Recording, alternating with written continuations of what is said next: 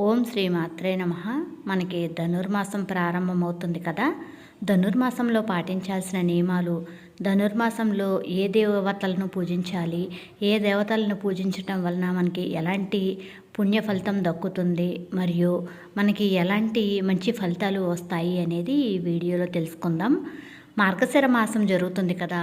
ఈ ధనుర్మాసం ఏమిటి అనుకోవచ్చు. మార్గశిర మాస మధ్యం నుంచి ధనుర్మాసం ప్రారంభమవుతుంది. ధనుర్మాసం చాలా పవిత్రమైనది. ధనుర్మాసంలో చేసే పూజలకు విశేషమైన పుణ్యఫలితం లభిస్తుంది. ఈ నెల డిసెంబర్ 16వ తేదీ నుండి ధనుర్మాసం ప్రారంభం కాబోతుంది. మీకున్న సమస్యలన్నీ కూడా వెంటనే తొలగిపోవాలి అంటే కనుక ఈ ధనుర్మాసంలో విష్ణు స్వరూపమైన వెంకటేశ్వర స్వామిని, అలాగే లక్ష్మీదేవిని పూజించండి. ఎన్ని సమస్యలున్నా సరే వెంటనే తొలగిపోతాయి. అంతటి శక్తివంతమైన మాసం ఈ ధనుర్మాసం. ఈ ధనుర్మాస పూజలకు అంత శక్తి ఉంటుంది. ధనుర్మాసం ఎప్పటి నుండి ప్రారంభమవుతుంది, పూజా విధానం ఏమిటి, పాటించాల్సిన నియమాలేమిటో వీడియోలో తెలుసుకుందాం. వీడియో కనుక ఫస్ట్ టైం చూస్తున్నట్లయితే ప్లీజ్ సబ్స్క్రైబ్ మై ఛానల్. మీకు కనుక వీడియో నచ్చినట్లయితే ప్లీజ్ ఒక లైక్ చేయండి. ఈ సంవత్సరం డిసెంబర్ 16వ తారీఖు నుండి అంటే సోమవారం నుండి ధనుర్మాసం ప్రారంభమవుతుంది. డిసెంబర్ 16వ తారీఖు నుండి జనవరి 14వ తారీఖు వరకు ధనుర్మాసం నెల రోజులు ఉంటుంది. ఈ నెల రోజులు అత్యంత విశిష్టమైనవిగా భావిస్తారు. ఒక సంవత్సరం రోజులలో అంటే దేవతలకు ఒక్క రోజుతో సమానం. అందులో భాగంగా ఈ ధనుర్మాసం నెల రోజులను దేవతలకు ఒక బ్రహ్మ ముహూర్తం అని చెప్తారు. ఈ ధనుర్మాసంలోనే శ్రీ మహావిష్ణువు యోగ నిద్రలో నుంచి మేల్కొంటాడు. ధనుర్మాసంలో ప్రతిరోజు దీపారాధన చేయటం వల్ల లక్ష్మీదేవి అనుగ్రహం తప్పక లభిస్తుంది. ఇంట్లో ఉండే నెగిటివ్ ఎనర్జీ అంతా తొలగిపోయి ధనుర్మాసంలో ఉదయం చేసే పూజల వల్ల పాజిటివ్ ఎనర్జీ అనేది వస్తుంది. ధనుర్మాసంలో ఉదయం చేసే పూజల కన్నా సాయంత్రం చేసే పూజలకు కోటి రెట్ల పుణ్యఫలితం లభిస్తుంది. ఈ ధనుర్మాసం బ్రహ్మ ముహూర్తంలో దేవతలందరూ భూమిపై తిరుగుతూ ఉంటారు. కాబట్టి డిసెంబర్ 16వ తారీఖు నుండి జనవరి 14వ తారీఖు వరకు ఉదయం చేసే పూజలకు విపరీతమైన ధనయోగం సిద్ధిస్తుంది. అలాగే సాయంత్రం చేసే పూజలకు విశేషమైన పుణ్యఫలితం లభిస్తుంది. ఈ ధనుర్మాసంలో పూజలు చేసేవారు ఉదయాన్నే నిద్రలేచి తలస్నానం చేసి ఇల్లంతా పసుపు నీళ్లు చల్లుకొని ఇంటి గడపలకు పసుపు రాసి గుమ్మానికి కుంకుమ బొట్లు పెట్టుకోవాలి. వెంకటేశ్వర స్వామిని అలాగే లక్ష్మీదేవిని విశేషంగా పూజించాలి. ఈ ధనుర్మాసంలో వెంకటేశ్వర స్వామిని పూజించే భక్తులు వెంకటేశ్వర స్వామికి తులసిమాలను సమర్పిస్తే మీ కష్టాలన్నీ తీరిపోతాయి. కాబట్టి ఈ నెల రోజులు పూజ చేసేవారు మీ పూజ గదిలో ఉన్న వెంకటేశ్వర స్వామి వారి పటానికి తులసిమాలను వేసి పూజ చేయండి. పూజలో నైవేద్యంగా అరటి పండ్లు, పరమాన్నం లేదా బెల్లం ముక్కనైనా నివేదన చేయాలి.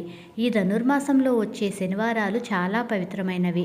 కాబట్టి ప్రతి శనివారం పిండి దీపాలు వెలిగించి వెంకటేశ్వర స్వామిని పూజించాలి. అలాగే ప్రతి శుక్రవారం రోజున లక్ష్మీదేవి ఫోటోకి గులాబీ పూలను సమర్పించి లక్ష్మీదేవిని పూజిస్తే విపరీతమైన ధనయోగం కలుగుతుంది. విలాసవంతమైన జీవితాన్ని గడుపుతారు. ఈ ధనుర్మాసం నెల రోజులు పూజ చేయలేని వారు ధనుర్మాసంలో వచ్చే ప్రతి శనివారం రోజున వెంకటేశ్వర స్వామిని పూజిస్తే ఎంతో గొప్ప పుణ్యఫలితం లభిస్తుంది. ఈ ధనుర్మాసాన్ని శూన్యమాసం అని కూడా అంటారు. ఎందుకంటే ఈ ధనుర్మాసాన్ని శనికి సంబంధించిన మాసంగా భావిస్తారు. కాబట్టి ఈ శూన్యమాసంలో అంటే ధనుర్మాసం నెల రోజులు కొన్ని పనులను అస్సలు చేయకూడదు. ఒకవేళ చేస్తే మాత్రం జీవితాంతం కష్టాలను అనుభవించాల్సిందే. ఈ ధనుర్మాసం నెల రోజుల పాటు వివాహాలు చేయకూడదు, పిల్లలకు నామకరణాలు చేయకూడదు, అలాగే గృహప్రవేశం చేయకూడదు.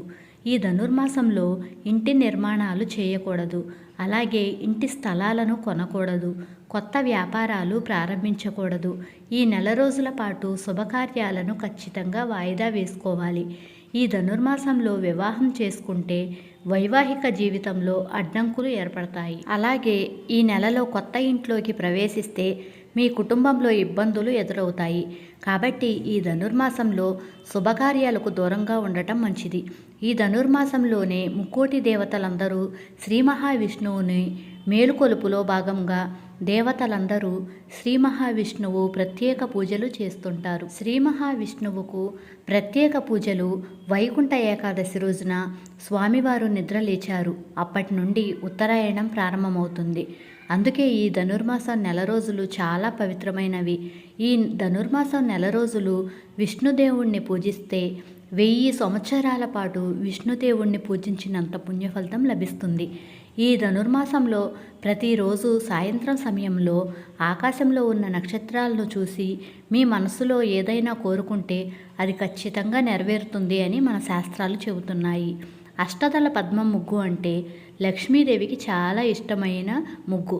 కాబట్టి ఈ ధనుర్మాసంలో ఎక్కువగా పూజ గది ముందు అష్టదళ ముగ్గును వేసి ఇంట్లో పూజలు చేస్తే మీ ఇంట్లో లక్ష్మీదేవి తాండవిస్తుంది. తులసి పూజ చాలా పవిత్రమైనది. ముఖ్యంగా ఈ ధనుర్మాసంలో చేసే తులసి పూజకు 1,000,000 జన్మల పుణ్యఫలితం కలుగుతుంది.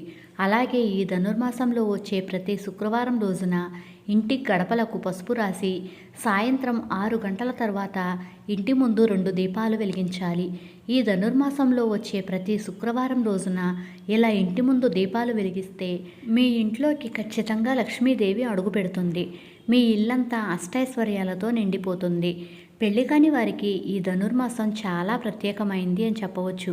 ఈ ధనుర్మాసం నెల రోజులు ఇంటి ముందు ముగ్గులు వేసి ఇంట్లో పూజలు చేయటం వల్ల కోరిన వరుడు లభిస్తాడు అనే నమ్మకం, అలాగే శాస్త్రాలు కూడా చెబుతున్నాయి.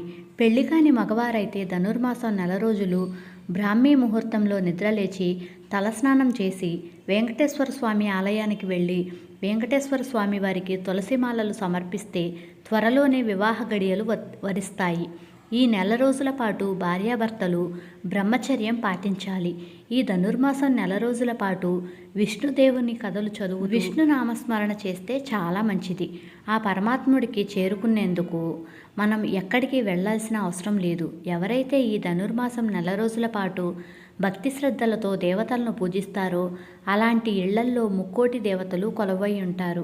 ఈ ధనుర్మాసంలో ప్రతిరోజు ఉదయం సాయంత్రం సమయంలో ఇంటిని శుభ్రం చేసి ఇంట్లో దీపారాధన చేయటం వల్ల ధనలక్ష్మి కటాక్షం లభిస్తుంది.